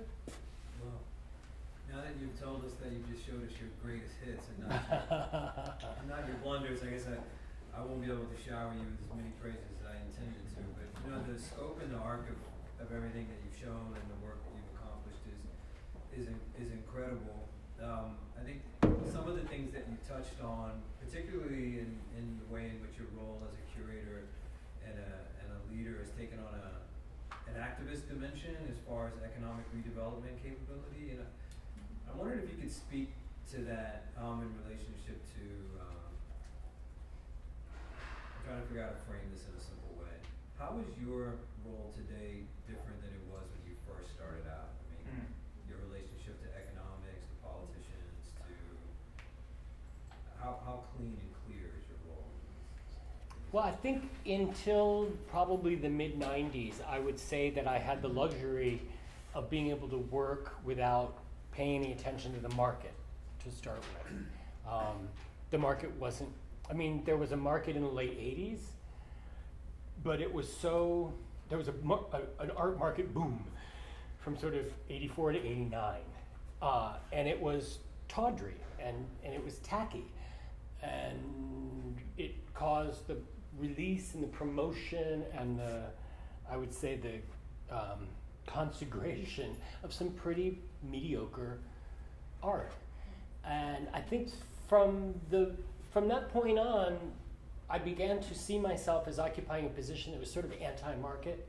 And I feel like now I'm in sort of this kind of weird niche where I'm almost resisting the market to the greatest degree possible. As I said that, this is going to sound impolitic, but I said before, well, I don't really have anything to add to Jeff Koons, or to the history of Jeff Koons studies. I don't have anything to add to the stable of Hauser and Wirth. My voice, my practice has no meaning in that world. Because again, I feel that as the art world is dominated by the transaction, it becomes more incumbent on those of us who are not in the market but have some form of a leadership role to emphasize the expanding terrain in which the market is either damaging or it hasn't entered yet, it hasn't corrupted the field yet. That's not that I insist on any kind of moral or ethical high ground for artists that I'm working with, but simply that I'm not, as long as I can continue to believe that my practice can diverge from the increasingly market-driven direction of curatorial practice, I feel like I'm on to something that is very valid for me. What about the community development or economic development side of you working in developing nations or in developing scenes? I mean, where is the calculus within the kind of creative matrix? How do you think about that? Like, for example, working in Chile. Well, working in Chile and Ecuador are both very, they're teaching me an enormous amount. In Ecuador, our entire budget was started out as $200,000, and then they slashed it at the end of the year because of the drop in oil prices. And then Ecuador had a major earthquake in March, so they had to slash the prices again. So I found myself a little bit like putting on the prospect hat and trying to drum up financial support for the projects that I'm doing. I do increasingly feel that to the extent that I learned fundraising at the New Museum and I learned fundraising doing Prospect, I have no compunction about applying those skills when it comes to supporting a project in a developing economy. I don't have any guilt about asking wealthy people to dig deep and support a project like the exhibition on the island of Chiloé, or like asking people to come and support the biennial in Cuenca. So the economics of it are really all about for me at this point, trying to see how much can be done with the fewest resources, with fewer resources than I've ever had to manage before. I don't know if that's exactly addressing what you wanted to know about. Yeah, we'll pick it up later. There's other people who want to ask questions. But Okay. It's part of it. Thank you. You want to go first? Yeah, I lost my. Okay. So I'm taking note on just your way of how you curate these shows and kind of just is interested in what's the driver. Sometimes it feels like you resurrect, like the person is 90-something years old, or some guy is 70 years old and you're showing them for the first time. What is it about these artists, or the piece in Stairway, where you now take these accordance and you kind of just give them another life, should I say, because they were on tables, and now you will present them in a different light? What is it that is a driver for you to go after those and see, not that the importance, but see a place in the artworks? Well, I think that ultimately the argument that I'm making, not ultimately, but at its base, the argument that I'm making is about the importance of art in our lives. And so in doing that, I'm kind of banking on people's openness to new experience. And again, it's getting back to not wanting to repeat, not wanting to do the work that anyone has ever done before, not wanting to do the work that my colleagues are doing, not wanting to ever repeat myself as much as possible. So what I'm trying to do is make the encounter with the work of art for the viewer as potentially engaging and dynamic as possible by giving them something that they don't already know. So I'm very interested in the art experience as it takes place through the process of discovery, through the process of encountering something that's new, that's foreign, that's different, and in that process, coming to terms with your own relationship as a viewer to the world around you. So in the case of like this artist from Chiloé, I'm dealing with an island in which the main economic players are people who lived in Santiago, who are wealthy, who have second homes on the island. They are, many of them, artists or intellectuals. They want to help the island. They want to improve the educational system. They want to improve the infrastructure. What they don't want to do is to go to the studios of local artists, because there's a major class divide between some wealthy person from Santiago and some self-taught. I mean, in socioeconomic terms, Guillermo Gress is kind of a bum. You know, he's kind of a wash-up. He's kind of a recluse. And so for me, if you take someone whose society does not recognize as playing a valuable role, or they see them as a harmless eccentric, if you can successfully alter that perception and say, no, this is an artist of remarkable vision who has something that has affected me, because if it's not affecting me, I'm never going to want to share it with anyone else. And by way of me, I wanted to see if it'll affect you too. And that's kind of where that's hinging around. I want the experience for the viewer to be as fresh as it was for me. And very often it takes both new material, but also new circumstance to present it. And very often you have to go against social norms in order to make that happen, make that contact happen. Hi, thank you for the lecture. Do you have any plans regarding, for example, the island of Chiloé after the exhibition is over?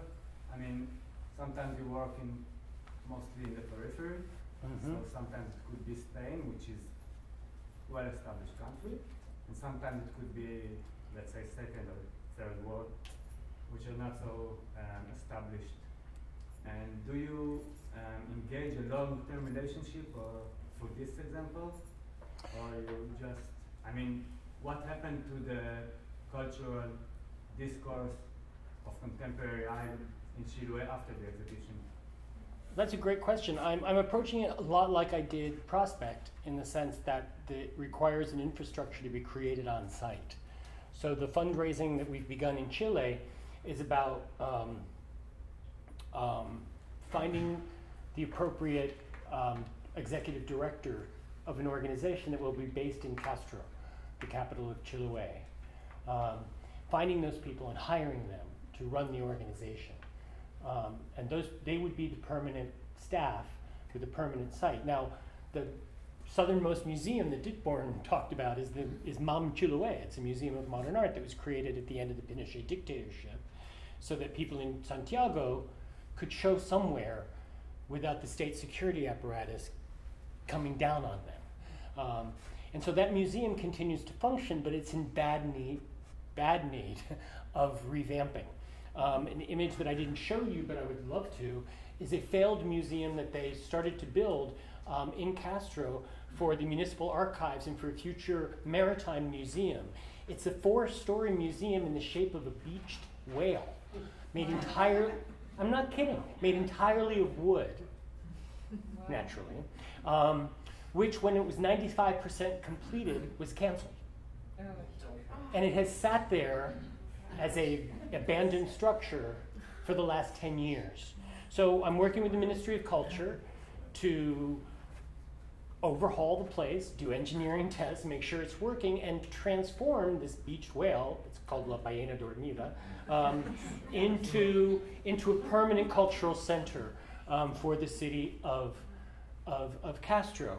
Ramon Castillo, who's a colleague of mine in Santiago, and Jose Roca, who's a great curator living in Bogota, Colombia, are going to be running a curatorial school in Castro during the first weeks and months of the exhibition, and that is going to be open to anyone of any age from southern Chile, from the region, to come and take a free class with some of the most important curators in South America for the purpose of developing an intellectual infrastructure for future exhibitions.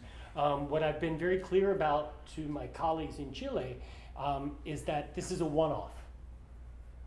This is not a biennial, it's not a triennial, it's nothing. What it is it's something I'm going to do. We're also doing a film festival, we're doing a music festival, we're doing a spoken word competition.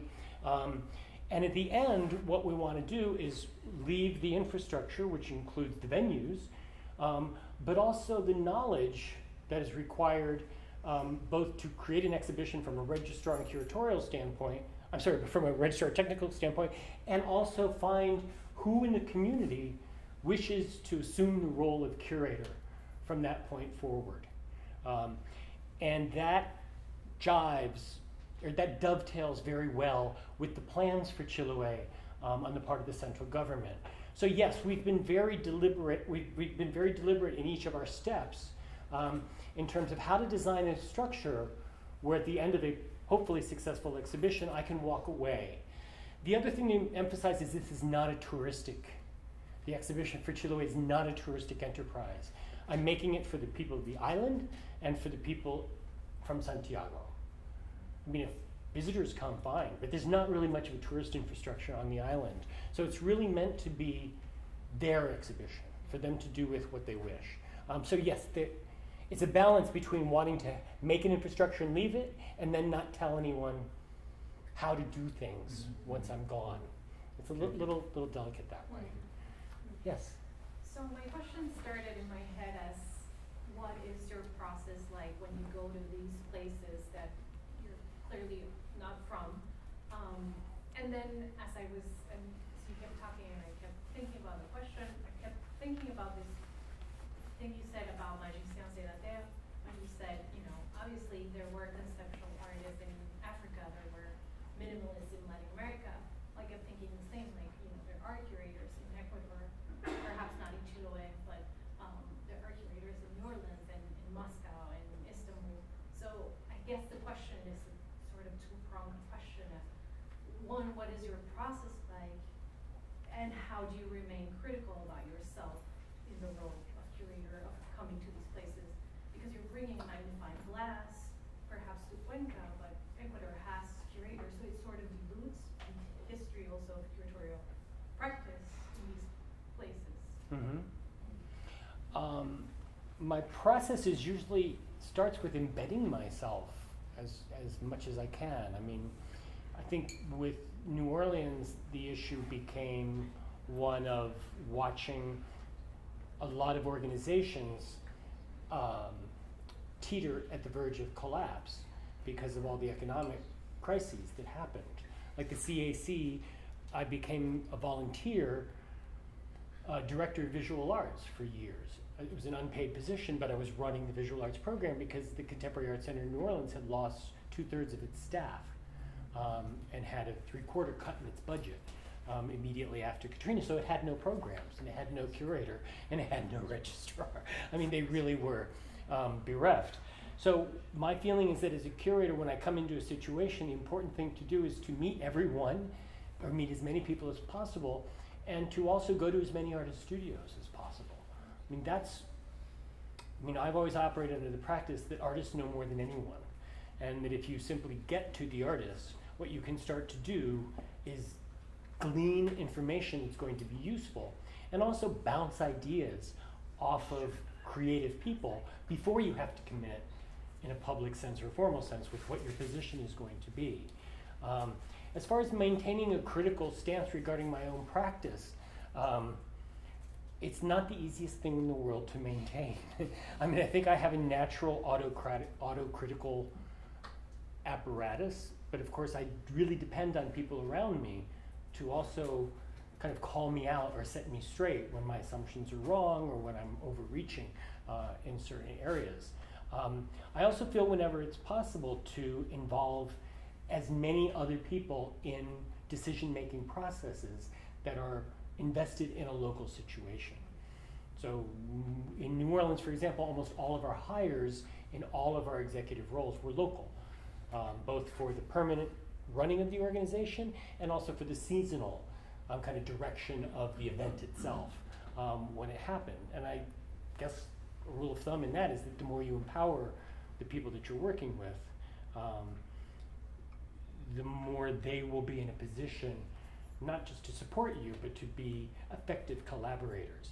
In the case of Cuenca, it's a very special situation because they only began inviting outside curators about 8 years ago. And so they're very slowly trying to expand, even though they've been around for 30 years, into the world of international curators. And so in that case, I'm actually playing more the role of like Orson Welles or something, where I'm kind of this imported talent who's there to think big. And in this particular case, to engage every cultural space in the city to its maximum extent, which is something they very much want, but they've never had a curator do that before, where instead of 5 museums in the city, we're presenting the biennial in 12 museums. I don't know if that's an adequate answer, but it's the best I can do. I think we're really at the end of our time, so maybe we take one last question if it's not too long, so we don't want to exhaust you. Okay. One more question? Sure. Okay. That chocolate pudding cake in the kitchen really went a long way. I was curious if you could maybe place yourself in terms of Rosalind Krause's idea of the myth of originality, and on the one hand, and the other, thinking about Nellie Richards' work on Latin America, thinking about, the originality and the copy, thinking about that duality and thinking about how, originality usually carries the sense of trying to recognize the kind of essence to the local. And so if you could, maybe talk a little bit about that. Well, I think that the death of originality is kind of something we've all been living with for long enough that it's not original anymore. I mean, it's, I guess when I think about Rosalind Krause, I think more of the expanded field of sculpture than I think about, I think that some of her discoveries have reverberated differently and longer, and in fact grown in influence. And I'm not sure that the death of originality was one of those. But when it comes to someone like Nalini, I think that I tend to be guided a lot by the theories of anthropophagia that came out with the Tropicalia movement, and in particular how they articulated the role of the South American artist vis-a-vis European influences in modernism, where, you know, Bauhaus and constructivism were imported and grafted onto a local scene, which then proceeded to eat it, to cannibalize those movements and reproduce them, spit them back out in recognizable but completely transformed visual forms. So I think the idea that the tradition is always running through, that the line of the influence is always running through, but that the receiving culture, or the host culture, is almost obliged to digest it, to chew it up, and let it pass through the system before you can make it your own, is one of the sort of abiding operations happening in postmodern culture that I've found most dynamically represented by the accomplishments of Latin American artists over the last 25 or 30 years. So that's one of the reasons I keep going back to South America, I think, is because I find that dynamic is very well delineated and very visible in the way Latin American art exists in the world. Thank you.